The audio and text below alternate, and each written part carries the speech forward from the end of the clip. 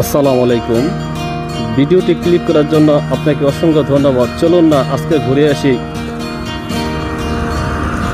Motorcycle ভ্রমণে। আমার ভ্রমণে আপনি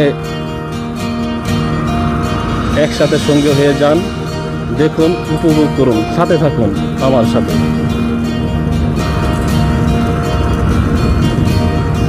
আজকে বেশ কিছুদিন পর আজকে একটা নতুন ভিডিও নিয়ে আসলাম। আসলে বিভিন্ন ব্যস্ততার কারণে আমি ভিডিও থেকে বেশ কিছুদিন যাবৎ বিচ্ছন্ন ছিলাম।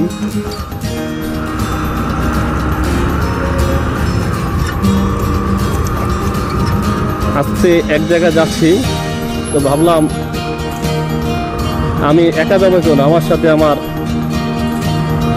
ফেসবুক বন্ধুরা একসাথে সঙ্গ হয়ে যাক। দেখতে থাকুন।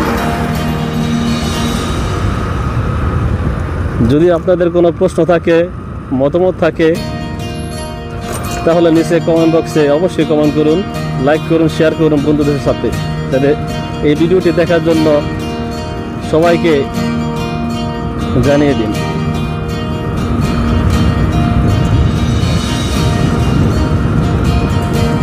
আসলে অনেক মানুষ আছে, তাদের সময়ের ব্যস্ততার কারণে মহান আল্লাহ রাব্বুল আলামিন এই পৃথিবীটাকে এত সুন্দর করে সাজিয়েছেন, সময়ের ব্যস্ততার কারণে ঘুরে উপভোগ করে দেখতে পারে না। তো আমি মাঝে মধ্যে বিভিন্ন জায়গাগুলো ঘুরে ঘুরে দেখি, এটা আমার ভালো লাগে। তো আপনার কেমন লাগে সেটা অবশ্যই কমেন্ট বক্সে জানিয়ে দিন। আর আপনাদের যদি কোনো পছন্দের জায়গা থাকে সেটাও আমাকে জানিয়ে দিন কমেন্ট বক্সে। আমি ওই জায়গাগুলো ঘুরে আপনাদেরকে দেখাবো ইনশাআল্লাহ, আমার সময় অনুযায়ী ও আমার সামর্থ্য অনুযায়ী আপনাদেরকে ঘুরিয়ে দেখাবো। এই যে আবার কুকুর সামনে চলে আসে। আসলে রাস্তাঘাটে অনেক সময় তিনটা জিনিস থেকে আমার নতুন মোটরসাইকেল ভাইয়েরা বা অন্য যারা ড্রাইভ করে তারা অবশ্যই এই ব্যাপারে খুব কেয়ার থাকবেন। কি কেয়ার থাকবেন যে কুকুর এবং বৃদ্ধ মানুষ আর ছোট বাচ্চা অনেক সময় রাস্তায় আসলে তারা নিজেকে নিয়ন্ত্রণ করতে পারে না, বা হঠাৎ করে তারা রাস্তার মাঝে চলে আসে আর কি। আপনি হরেন দিবেন, একদিকে হরেন দিচ্ছেন, কিন্তু সে আপনি ভাবছেন যে ও ওদিকে যাবে, কিন্তু ওদিকে না গিয়ে আপনার রাইট পয়েন্টে এসে চলে আসে। আর যার কারণে এই ধরনের জাস্ট একটা মিসআন্ডারস্ট্যান্ডিং এর কারণে এই ধরনের অনেক সময় অ্যাক্সিডেন্ট হয়ে যায় আর কি। তো আমার একটা অভিজ্ঞতার কথা শেয়ার করি। এক সময় আমি ঢাকা থেকে আমার অফিস শেষ করে যখন বাইক দিয়ে আসতেছিলাম, তো আস্তে আস্তে অনেক সময় মোটামুটিভাবে একটা রাত্র হয়ে যায়। আর একটা বিশেষ কাজ ছিল, সেই কাজটি শেষ করার পরে আর কি। তো আসতেছি, আমি দেখতেছি রোড খালি। আমি খুব দ্রুত গতিতে, খুব হাই স্পিডে মোটরসাইকেল ড্রাইভ করছি, কিন্তু ঘটনাক্রমে আমি আসতেছি চমৎকার রোড, আমি পুরো হাই স্পিডে গাড়ি টানছি আর কি। অলরেডি প্রায় 90 কিলোমিটার বেগে বা 100 কিলোমিটার বেগে গাড়ি টানতেছি। দেখতেছি রোড ফাঁকা, কোনো সমস্যা নেই, কোনো প্রবলেম নাই। কিন্তু মহান আল্লাহ রাব্বুল আলামিন লাখো কোটি শুকরিয়া যে এমন একটা অ্যাক্সিডেন্ট হতে যাচ্ছিল যেটা আমাকে আল্লাহ রাব্বুল আলামিন রক্ষা করছে। হতে পারে এটা আমার জীবনে একটা শিক্ষণীয় একটা দিক ছিল। কেমন শিক্ষণীয় দিক ছিল বলি, সেটা শোনেন আপনারা। আমি তো গাড়ি রোড একেবারে ফাঁকা, খুব দ্রুত গতিতে টানছি। এই সময় জীবিকা নির্বাহের জন্য অনেক প্রাণী আছে, রাত্রবেলা তারা এদিক সেদিক বের হয়।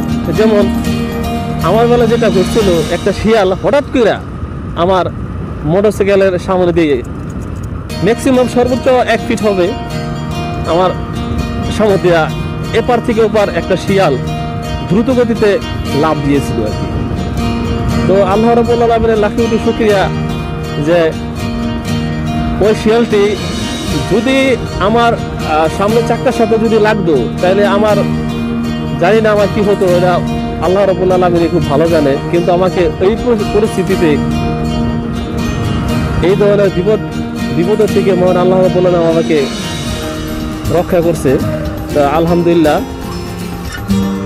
এভাবেই অ্যাক্সিডেন্ট এভাবেই ঘটে যে আমরা জানতেছি যে কোনো মানুষ নাই, কোনো গাড়ি নাই। আমাদের বাইকার ভাইয়েরা অনেক সময় নতুন যারা ড্রাইভ করে তারা দেখা গেছে যে অনেক দূরে ড্রাইভিং করে, অনেক হাই স্পিডে। এক সময় দেখা গেছে যে হঠাৎ করে একটা কুকুর, একটা যে কোনো প্রাণী, হ্যাঁ, রোডের এপার থেকে ওপার হয়। বিশেষ করে আপনারা দেখবেন রাতেবেলা যখন গাড়ি চলে এভাবে অনেক কীট পতঙ্গ রোডের এপার থেকে ওপার হতে যাওয়ার সময় অনেক সময় মানে কি অ্যাক্সিডেন্ট হয়ে একবারে রোডের মাঝে অনেক প্রাণী অনেক সময় পড়ে মরে থাকে আর কি।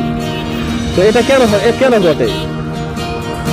অনেক সময় রাতেবেলা এই প্রাণীটা এপার থেকে ওপার হতে যাচ্ছে, ওই মুহূর্তে গাড়িটা চলে আসছে আর কি, যার কারণে গাড়ির সাথে অ্যাক্সিডেন্ট হয়ে ওই প্রাণীটা মারা গেছে। কিন্তু ঘটনা করলে যদি এটা বাইকের বেলা হতো তাহলে কি হতো? প্রাণী তো ক্ষতি হতো, কিন্তু যে আমার রাইডার ভাই যিনি ড্রাইভ করছে ওনার কি অবস্থা হতো?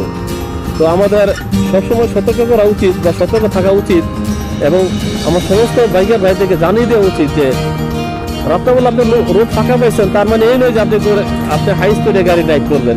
ওইটা আপনার জন্য সবচেয়ে বড় বিপদের মুহূর্ত হতে পারে।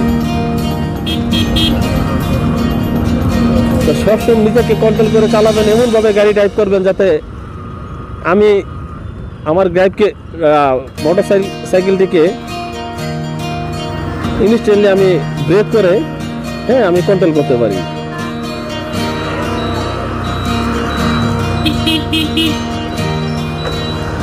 এই যে আমার তারেক মামা চলে আসছে, খুব ভয় লাগে আসলে। তারা তো বাংলাদেশের মধ্যে রুট মাস্টার, তাদেরকে দেখলে প্রত্যেকটা গাড়ি যারা ড্রাইভ করে ভয় পায়, কারণ তাদের শক্তি আছে, গায়ে বল আছে, দিলে ধাক্কা মেরে একবারে ভ্যানিশ করে, তাই না? তো আপনাদের যদি কোনো অভিজ্ঞতা থাকে আমার কাছে শেয়ার করতে পারেন, কমেন্ট বক্সে জানান। আমি আপনাদের সাথে এই বিষয় নিয়ে পার্সোনালভাবে কথা বলবো। আর আপনার যদি কোনো পছন্দের জায়গা থাকে তাও আমাদেরকে জানিয়ে দেন, সেখানে যাব, সেখানে ঘুরে আপনাদেরকে অবশ্যই দেখাবো ইনশাআল্লাহ।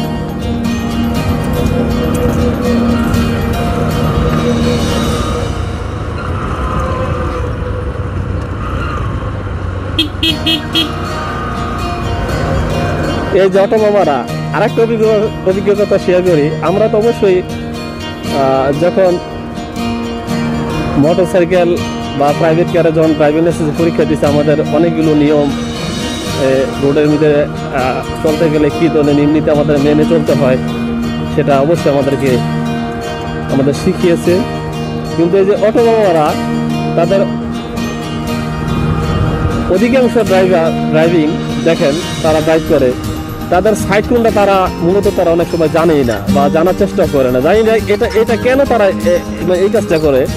তারা রোডের মাঝখান দিয়ে, মানে কি আপনারা দেখেন ভাই, তারা রোডের মাঝখান দিয়ে গাড়ি চালাবে, একবার রোডের মাঝখান দিয়ে। যদি তারা একটু সেভ করে গাড়িটা চালায় বা একটু বামে চালায়, হ্যাঁ, তাহলে তাদের কি ক্ষতি হয় সেটা আমি জানি না। যদি এই মুহূর্তে যদি আমার কোনো অটো ড্রাইভিং ভাই আমার ভিডিওটা দেখে থাকেন, অবশ্যই আপনি বিষয়টা জানান, বা আপনারা কেন রোডের মাঝখান দিয়ে গাড়িটা চালান। অনেক সময় দেখা গেছে যে তারা রোডের মাঝখান দিয়ে গাড়িগুলো চালায়, আর অনেক সময় ওভারটেকিং করতে গিয়ে অনেক সময় ভুল বুঝে একটা অ্যাক্সিডেন্ট হয়ে যায়। এই যে এখন যদি আমি একটা ওভারটেকিং করি বা সামনে কোনো গাড়ি আসতেছে কিনা সেটা আমি জানি না, দেখেন ভাই রোডের মাঝখান দিয়ে গাড়ি চালাচ্ছে, রোডের মাঝখান দিয়ে। এটা কেন হচ্ছে সেটা জানি না।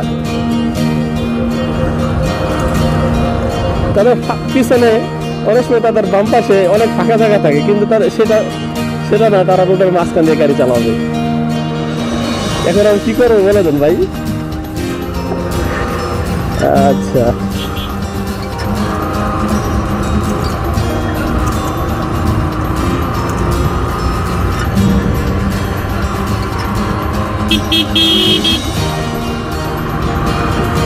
তো মামাকে আমি অবশ্যই ওভারটেক করে নিলাম।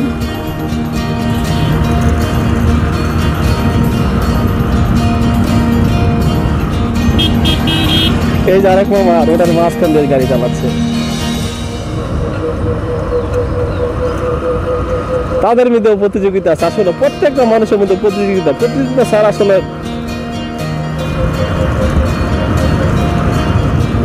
পৃথিবীতে একটা মানুষ নাই।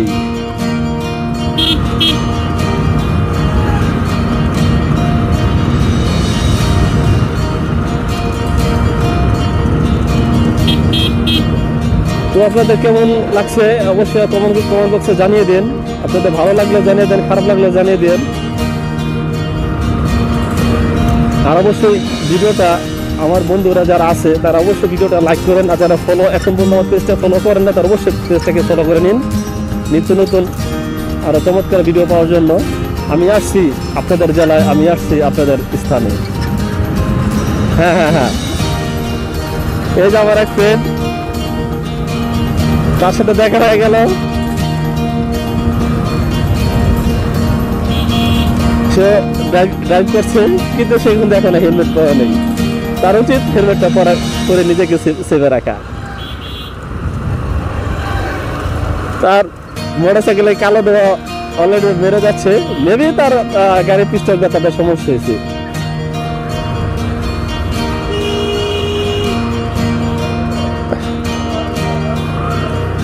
এই যে মামা মাঝখানে পার্কিং করে বসে রয়েছে। তো ডিয়ার গাইস, আমি এই মুহূর্তে কিছু জন্য ব্রেক নেব, আমি আবার আসছি, সাথে থাকুন।